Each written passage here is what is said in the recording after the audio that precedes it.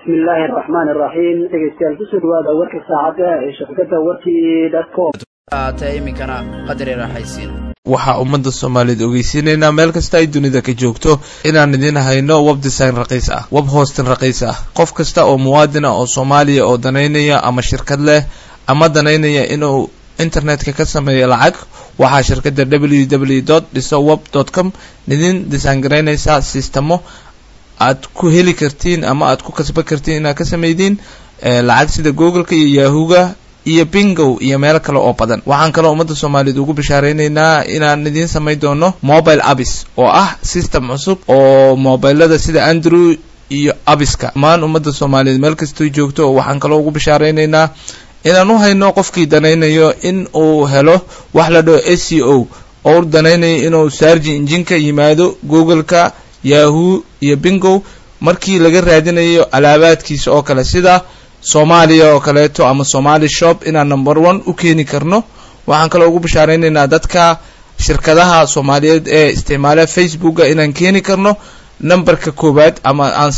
heli karno ilaa 20,000 oo like ah oo dadka follow gareynayaan marka fadlan hadii aad daneynaysid nala soo xiriir wassalaamu calaykum waraxmatullaahi ta'ala wabarakaatuh jamhuuriyadda federaalka Soomaaliya mudane Xasan Sheekh Maxamuud ayaa maanta markii uu gaaray xarunta taliska ciidanka booliska Soomaaliyeed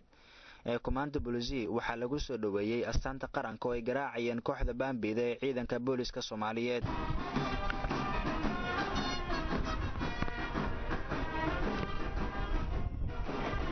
waxaana intaasi kadib uu madaxweynaha dalka mudane Xasan Sheekh Maxamuud uu salaan sharaf ka qaatay kooxda Bambida waxaana xilligaasi madaxweynaha hareerihiisa taagnaa wasiirada amniga qaranka iyo arrimaha gudaha iyo taliyaha ciidanka booliska Soomaaliyeed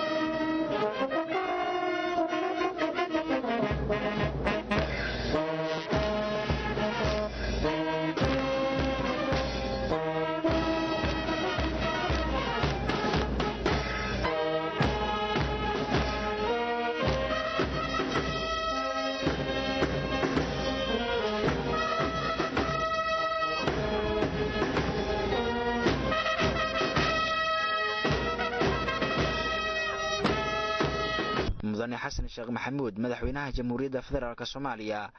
ayaa waxa uu xarunta taliska ciidanka booliska Soomaaliyeed ee Commando Police oo kulan kula qaatay wasiirada amniga qaranka arrimaha gudaha iyo saraakiisha laamaha amniga dalka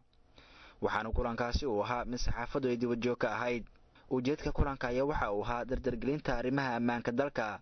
iyo sidii laamaha ammaanka qaranka ay u sii xoojin lahaayeen howlgallada la xiriira sugidda amniga dalka iyo sidoo kale sii xoojinta qorshaha la xiriira la dagaalanka kooxaha argagixisada taas oo qayb ka dhabaynta qorshaha dawladda Soomaaliyeed ee ku aadan ciribtirka kooxaha argagixisada